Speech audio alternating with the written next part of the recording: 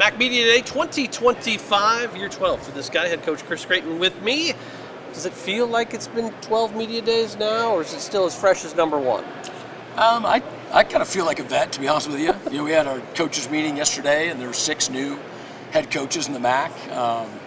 And so, yeah, I feel as though I've done some of these, but it's still, I love it. I mean, I love talking about our program. I love this time of year, exciting. So it's good. You look at 2025, it's a season that brings a lot of change as normal in this portal era, 50 new guys.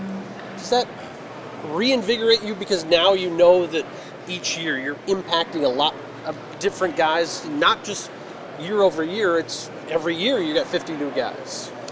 So I'll probably say it this way. I don't want it to change going into it. Yeah. I don't want to go through all that. But then once it's all done, I'm super excited. I'm glad that we have the guys that we have.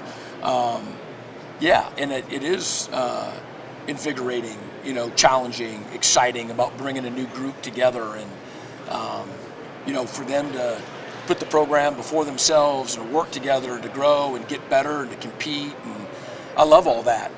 But like on the start of it, losing some guys and then going and finding and all of that, sometimes that's right. a little taxing. When you look at your group that comes back, you got some guys that are really core that you've been able to have.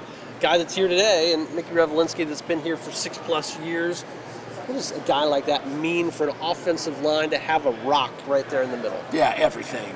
We talk about Mickey all the time. It's a guy, I just remember sitting in his living room, when he was 17 years old and, had broken his foot, in the first game of his senior year. And he reminded me, he came with his dad and brother to our Quick Lane Bowl game here versus Pitt, his senior year. And now, graduate and, leading our team and all of those things. I love that. That's, not the norm now. Right. But so it is special, and he's going to be a phenomenal leader for us and our team. It's not with words with him. It's certainly by example, his work ethic, his intensity, and people will feed off of that. And he's a guy that you've been able to have a vital cog because he can play a guard. He can slide in and play tackle or out to play tackle. But he can also play center for you a little bit. I mean, that's versatility and really what offensive linemen are all about, that next man up mentality. Yeah, he's, you said it, he could play and has every position, on the offensive line. And that is obviously beneficial as we're putting all the pieces together and strengths and weaknesses and a long season and bumps and bruises and all those things. But his mindset is right on, and his football IQ is super high. Maybe the most impressive thing about him is just his composure. He doesn't get too high, doesn't get too low. He's the same guy all the time, and you can't really design it any better for an offensive lineman. We've talked to him a little bit. We've talked to some of your guys as I was doing some interviews leading up to camp getting started next week. And one of the things I keep hearing is, even though we've said it in the past, this group thinks that maybe this is the deepest running back room that you've had in your tenure. Would you kind of believe that? Everybody's excited about, the depth and all of the people in our running backs room. It's really talented, and again, I just never stop saying, with great human beings.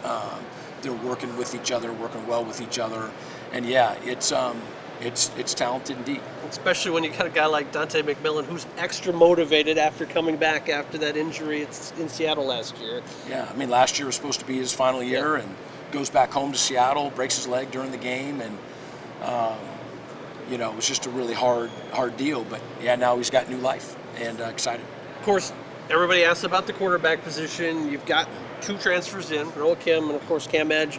And then Jeremiah Salem has been the returner who last year earned the scholarship after being a walk-on. A very good group that wants to push each other. And, again, not that competition's a bad word in that room. Yes, a little bit earlier, said, they use the word battle. And I understand that that's the word that people use. But, they're not fighting against each other, right? I mean, they're just trying to become the best version, of themselves that they can be, and they help each other. And so it's a really good room. And, camp, will dictate, all of those things. And so, what I tell transfers when they come in January, you know, you don't come and beat your chest during winter workouts, right? Get to know everybody and work your butt off. Yep. Go through spring ball, learn everything. Semester ends. When you come back in May after the break, you're no longer new. And both Noah and Cam, you know, I think I've experienced that, felt that, are acting that way. And then, you know, Jeremiah and Jace have both been here. Jace is no longer a freshman, and, you know, Jeremiah, you know, has been here for a number of years now and knows it and knows everybody. And so it's a really good room, and we just can't wait to, you know, get started. Flipping to defense, the other guy that you're here with today, Jefferson Adam, where's the Ipsy kid who came back home, but now really gets to show his force on that defensive line, already a nominee for the All-State Good Works team, and just a tremendous human being. He is. He's awesome. We just got back from Colorado and Pikes Peak, and, you know, we do a debrief, you know, afterwards, and he got, you know, so many shout outs about his leadership, being encouraging, being up in front, being in the middle, being behind, and everybody likes him because he cares about, you know, he cares about the team, he cares about other people. He's got a really deep, intrinsic motivation about, you know, this team and himself being the, you know, as best as we possibly can be, and for him to just really maximize. He's worked so hard. He's talented. We're expecting a huge year from him. Linebacker room changes over a little bit, not because a guy like Zach Mochan's finally back, healthy. Of course, we remember the game-saving play against Jacksonville State, but you've got a lot of new faces in that room. How do you see those battles breaking down? Yeah, it's good. I mean, it's a really good room. Coach Needham, you know, and Coach Dugan, both coaching our linebackers, I think that they do a masterful job of learning our guys and putting them in scenarios and situations for them to be at their best. They do a fantastic job at that. It's great to have Zach back, you know, after, you know, that injury, and Jacksonville State was really playing at a high level. You know, Bryce Eluke is coming back off of an injury and has a lot of football ahead of him. You know, and then there's the, you know, Caden Bailey's and, you know, Marco Paterno's, you know, that have joined us. Andrew Marshall's, Carter Harriman, right? Terrell Elmore is no longer a freshman. And I'm not trying to leave anybody out, but it's, you know, it's a good group. It's not a group that has Eastern Michigan football experience. But, you know, we take advantage of the time that we get with our guys in January, February, March, April, May, June, July. And now it's going to be on Tuesday. It's you know, all football all day.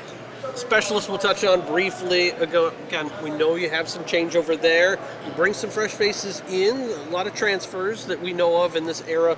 How do you think that group is looking at this point in this season? Because, again, a lot of opportunities still to go to get ready for game day.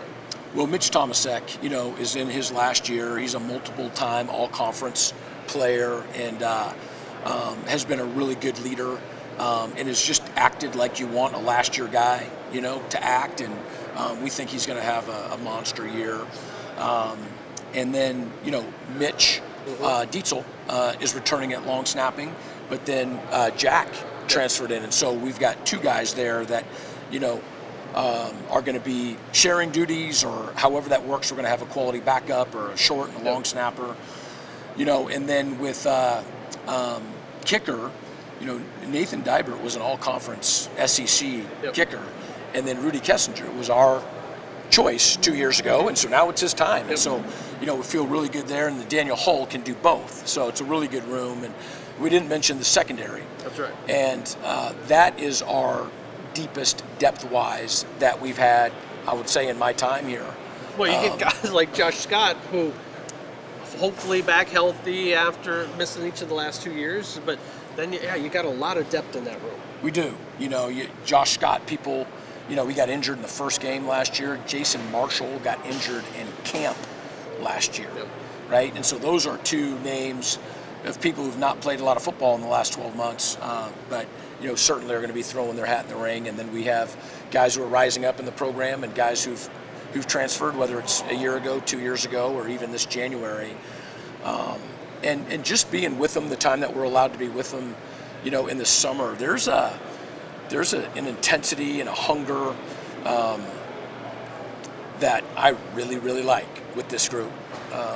And so we all can't wait to officially get started here in a couple days. Of course, the ultimate goal is being on that field in just over, 130 some days, we heard the commissioners say. You had this building rocking in 2019 here in the Quick Lane Bowl when the largest capacity crowd ever for a Detroit Bowl game downtown was here. How special would this team be at this point to start getting to have conversations about being back here? Yeah, so at the beginning of the season and before things start, I think it's good. We have goals. There is a vision. You got to see it and you got to believe it. And then it doesn't go away, but then you just really have to focus on the process. You have to figure out the things that are going to get you to that end goal, Yep. right? It can't just be all about the goal. It's got to be about the process. So I was down there with Mickey and Jeff. We went down there on the 50-yard line. I mean, I got some goosebumps, just imagining, what Right. this could be like on December 6th with those guys. And so, that, you know what I mean? That like flows and surges through my body. And then on Wednesday, July 30th, it's not about thinking about that. It's about putting your foot behind the line and the discipline about doing it right and doing it hard and doing it together and doing it again. So, I love it. Texas State will be here before we know it, but then it's time to turn it over to the home opener, EMU Block Party, and then the car show after that, and a great schedule of home events that really can get people excited for this year. I know the car show is near and dear to your heart, and I know one of the things that you're most looking for home games as well, to have people back out at the factory. No doubt. Yeah, I just, we do a great job of having themes for each week and a reason, to come to see great football and to cheer on the Eagles. And, you and your group and Scott, want to make it a great experience, in the factory on Max Crosby Field and singing the school fight song at the end. So Right. This guy's got to go hit the beach because they got to get their last summer workout of the year in. tomorrow morning, bright and early, Bright and early. Hopefully the dunes treat you well. I'm hoping. Coach, congrats. Get ready for the 2025 season. More activity coming up next week on EMUEagles.com.